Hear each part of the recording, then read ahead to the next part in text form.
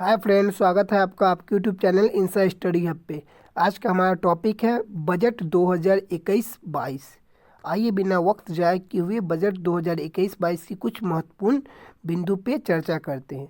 Corona संक्रमण से देश को बाहर निकालने के लिए प्रधानमंत्री नरेंद्र मोदी जी ने देश को कई आर्थिक पैकेज दिए हैं। आइए उन आर्थिक पैकेजों को समझने का प्रयास करते हैं। गरीब कल्याण योजना से 80 करोड़ गरीबों को मिला फ़ायदा। गरीब कल्याण योजना से 80 करोड़ गरीबों को मिला फ़ायदा। बजट पेश करते हुए निर्मला सीतारमण जी ने कहा। वित्त मंत्री निर्मला सीतारमण जी ने बजट 2021-22 पेश करते हुए बताया कि पूर्ण लॉकडाउन के दौरान प्रधानमंत्री गरीब कल्याण योजना शुरू की गई, जिससे 80 करोड़ गरीबों को फ़ायदा मिला और 8 करोड़ परिवारों को मुफ्त गैस सिलेंडर मिला। बकौल निर्मला सीतारमण, कोविड-19 से देश को बाहर निकालने के लिए प्रधानमंत्री नरेंद्र मोदी जी ने देश को कई आर्थिक पैकेज दिए। आइए नेक्स्ट देखते हैं। 2021 और 22 का बजट किन 6 स्तंभों पर आधारित है, तो आइए इन 6 स्तंभों को देखते हैं।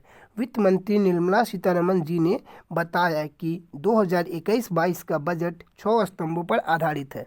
उन्होंने कहा, पहला स्वास्थ्य और कल्याण, दूसरा भौतिक वित्तीय पूंजी और इंफ्रास्ट्रक्चर, जबकि तीसरा आकांक्षी भारत के लिए समावेशी विकास। बकौल चौथा मानव पूंजी में नवजीवन का संचार करना। पांचवा नवाचार व रिसर्च एंड डेवलपमेंट और छठा न्यूनतम सरकार अधिकतम शासन है। ठीक है, ये 6 स्तंभ थे। आइए आगे देखते हैं हम। क्या है आज पेश किए गए केंद्रीय बजट की मुख्य घोषणाएं, तो आइए मुख्य घोषणाओं को देखते हैं। बजट 2021-22 में व्यक्तिगत आयकर स्लैब में कोई बदलाव नहीं हुआ, जबकि पेंशन व ब्याज आयकर पर निर्भर 75 साल से अधिक उम्र के लोगों को अब ITR नहीं भरना होगा। यानी 75 साल से अधिक उम्र के लोगों को अब ITR नहीं भरना होगा। ओके। सरकार द्वारा सार्वजनिक स्वास्थ्य पर 137% अधिक यानी 2.23 लाख करोड़ रुपए खर्च करने, बीमा क्षेत्र में FDI 49% से बढ़ाकर 74% करने और LIC का IPO लाने का प्रस्ताव है। आइए आगे देखते हैं। रक्षा बजट बढ़ाकर 4.78 लाख करोड़ रुपए किया गया। रक्षा बजट बढ़ाकर 4.78 लाख करोड़ रुपए किया गया। 15 साल में सर्वाधिक आवंटन, राजनाथ सिंह जी ने कहा।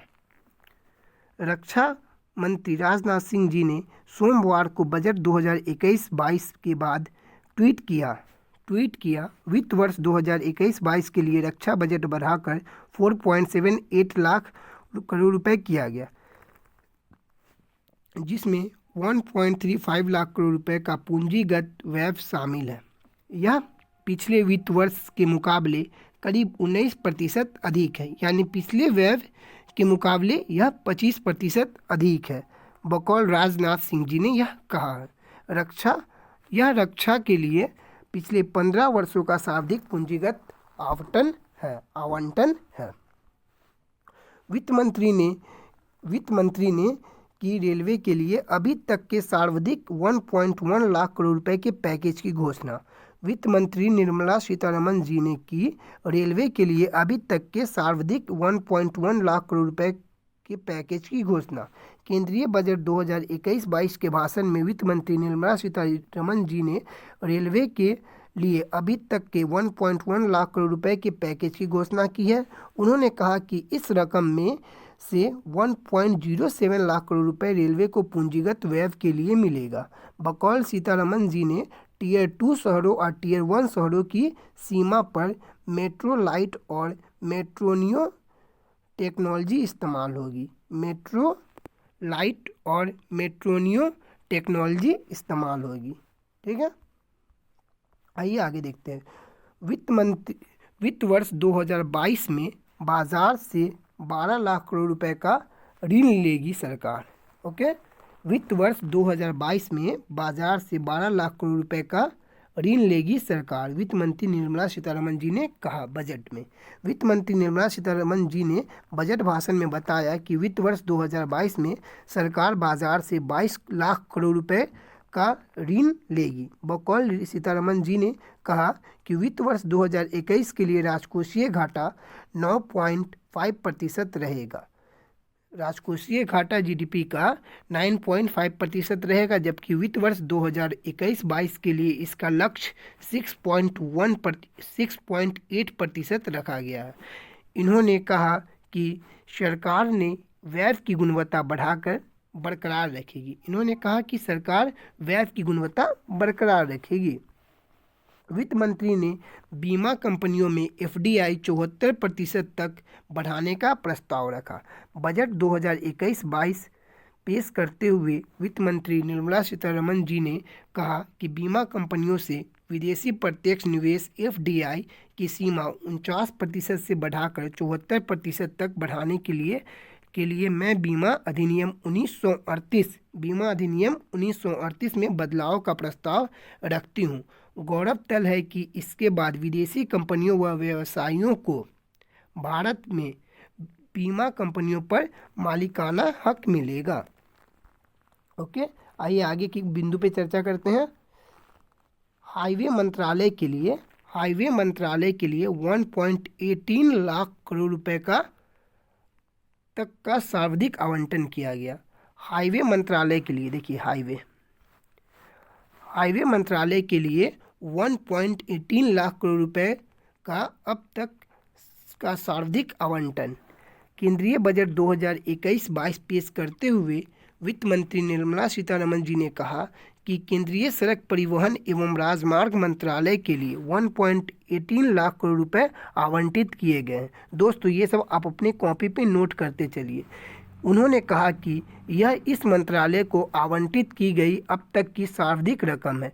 उन्होंने कहा कि 1.18 लाख करोड़ रुपए में से 1.08 लाख करोड़ पूंजीगत व्यय के लिए है। आइए आगे देखते हैं। गगनयान मिशन के लिए 4 भारतीय अंतरिक्ष यात्रियों की ट्रेनिंग चल रही है। बजट में सीतारमण जी ने कहा गगनयान मिशन के लिए 4 भारतीय अंतरिक्ष यात्रियों की ट्रेनिंग चल रही है। केंद्रीय बजट 2021-22 पेश करते हुए वित्त मंत्री निर्मला सीतारमण जी ने कहा कि 4 भारतीय अंतरिक्ष यात्रियों की गगनयान मिशन के लिए प्रशिक्षित किया जा रहा है, यानी उन्हें ट्रेनिंग दी जा रही है। उन्होंने आगे कहा कि दिसंबर 2021 में पहला मानव रहित मिशन लॉन्च किया जाएगा। बकौल सीतारमण जी ने कहा कि हरित ऊर्जा स्रोतों से हाइड्रोजन उत्पादन के लिए राष्ट्रीय हाइड्रोजन ऊर्जा मिशन शुरू किया जाएगा। इस बार हमारा जो बजट पुस्तक होती है वो सॉफ्ट पुस्तक पेश की गई है। ठीक है, तो पहले हम बजट पुस्तक का कलर याद रखते थे। इससे पहले 100 रुपये के नोट पे जो कलर आती है, जिसे हम लेवेंडर कलर के नाम से जानते हैं, वह पिछले साल थी। इस बार कोई नहीं, इस बार हम निर्मला सीतारमण की साड़ी का कलर याद रखेंगे। यही लगता है कि इस बार हमें निर्मला सीतारमण जी के साड़ी का कलर याद रखना पड़ेगा। आइए देखते हैं बजट पेश करते समय निर्मला सीतारमण जी ने कैसी साड़ी पहनी थी। बजट भाषण के लिए वित्त मंत्री निर्मला सीतारमण ने पहनी थी बंगाली लाल फाड़ साड़ी। बंगाली लाल फाड़ साड़ी पहनकर निर्मला सीतारमण ने बजट भाषण दी थी। वित्त मंत्री निर्मला सीतारमण ने केंद्रीय बजट 2021-22 पेश करने के लिए सफ़ेद और लाल रंग की रेशमी साड़ी पहनी हुई थी। सफ़ेद और लाल रंग की रेशमी साड़ी पहनी हुई थी। लाल फाड़ यह बंगाल की काफ़ी प्रसिद्ध साड़ी है। नाम से मशहूर यह साड़ी पश्चिम बंगाल में महिलाओं द्वारा शुभ अवसरों पर पहनी जाती है। शुभ माना जाने वाला लाल रंग प्रेम, ऊर्जा, आकर्षण और शक्ति जैसे भावों को दर्शाता है। आइए आगे देखते हैं। बजट में व्यक्तिगत आयकर दरों या स्लैबों में नहीं हुआ कोई बदलाव, यानी कि बजट में व्यक्तिगत आयकर दरों या स्लैबों में नहीं हुआ कोई बदलाव। वित्त मंत्री निर्मला सीतारमण ने बजट 2021-22 में व्यक्तिगत आयकर स्लैब में कोई बदलाव नहीं किया गया है। वैकल्पिक व्यवस्था के तहत 2.5 लाख रुपए की आय पर कोई कर नहीं लगता, जबकि 2.5 लाख से 5 लाख रुपए की आय पर 5% और 5 लाख से 7.5 लाख रुपए की आय पर 10% टैक्स लगता है। वहीं पुरानी व्यवस्था के तहत 2.5 लाख से 5 लाख रुपए की आय पर 5% टैक्स लगता है। आइए हम देखें कि आगे की बिंदु क्या होता है बजट शब्द का मतलब। तो आइए समझते हैं बजट शब्द का मतलब क्या होता है। बजट शब्द फ्रेंच भाषा में बजट से आया है, BOUGETTE से आया है, जिसका मतलब होता है चमड़े का बैग। जिसका मतलब होता है चमड़े का बैग। इस प्रकार का बैग रहता है चमड़े का बैग। ओके, आइए आगे देखते हैं। संविधान के अनुच्छेद 112 के मुताबिक आम बजट एक वित्त वर्ष में सरकार की आय व व्यय का लेखा जोखा होता है। संविधान के अनुच्छेद 112 के मुताबिक आम बजट एक वित्त वर्ष में सरकार की आय व्यय का लेखा जोखा होता है और स्वतंत्र भारत का पहला बजट सन 1947 ईस्वी में पेश किया गया था। बजट को ब्रीफकेस में लाने की परंपरा सन 1970 ईस्वी से चली आ रही है। बजट को ब्रीफकेस में लाने की परंपरा सन 1970 ईस्वी से चली आ रही है। आइए आगे कुछ बिंदु पे चर्चा करते हैं। सरकारी बैंकों को इस वित्त वर्ष 20,000 करोड़ रुपए दिए जाएंगे। सरकारी बैंकों को इस वित्त वर्ष 20,000 करोड़ रुपए दिए जाएंगे, वित्त मंत्री निर्मला सीतारमण जी ने कहा। वित्त मंत्री ने सोमवार को बजट पेश करते हुए कहा कि इस वित्त वर्ष सरकारी बैंकों को 20,000 करोड़ रुपए की पूंजीकरण दी जाएगी। वित्त मंत्री ने डूबे हुए कर्जों से प्रबंधन के लिए परिसंपत्ति पुनर्गठन एवं प्रबंधन कंपनी बनाने की घोषणा की है। उन्होंने कहा कि इससे बैंक्स बुक्स में सुधार की प्रक्रिया में तेजी आने का अनुमान है।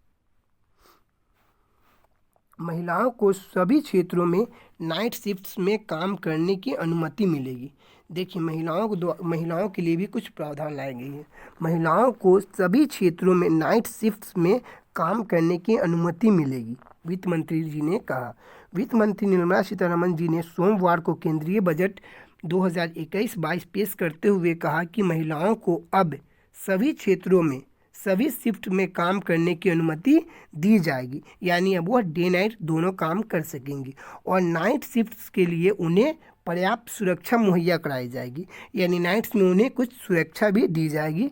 साथ ही उन्होंने कहा कि न्यूनतम वेतन योजना को श्रमिक की सभी श्रेणियों के लिए लागू किया जाएगा। ओके, आइए आगे देखते हैं। देखिए, गोल्ड को लेकर क्या है, तो आइए गोल्ड को लेकर भी समझते हैं। सोने पर कस्टम ड्यूटी घटाकर 7.5% की गई है। सोने पर कस्टम ड्यूटी घटाकर 7.5% लगाया गया। 2.5% कृषि शेष। आइए समझते हैं इसको कृषि शेष का। तो केंद्रीय बजट 2021-22 में सोने और चांदी पर लगने वाली कस्टम ड्यूटी को 12.5% से घटाकर 7.5% किया गया है, जिसके बाद इसकी कीमतों में नरमी आएगी। ठीक है, जिसके बाद इसकी कीमतों में नरमी आएगी, यानी सोने की कीमत घटेगी और अभी सोने की कीमत शायद 47,000 के आसपास हो जाएगी इस बजट के द्वारा। ठीक है, हालांकि इन धातुओं पर 2.5% कृषि बुनियादी ढांचा व विकास शेष लगाया गया है। वहीं बजट के बाद MCX पर सोना वायदा 1896 प्रति ग्राम घटकर यानी 47,200 पर था। 47,200 पर था। ओके, तो आशा करते हैं ये सारे बजट के पॉइंट आपको अच्छे से समझ में आए और आपने इसका नोट्स बना लिया होगा।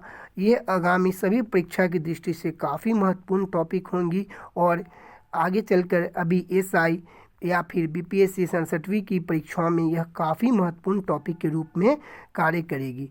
तो आप इन सभी को काफ़ी अच्छे से एक कॉपी पे लिख लें। ओके, वीडियो अच्छा लगा हो तो लाइक शेयर सब्सक्राइब करना ना भूलें। Goodbye friend.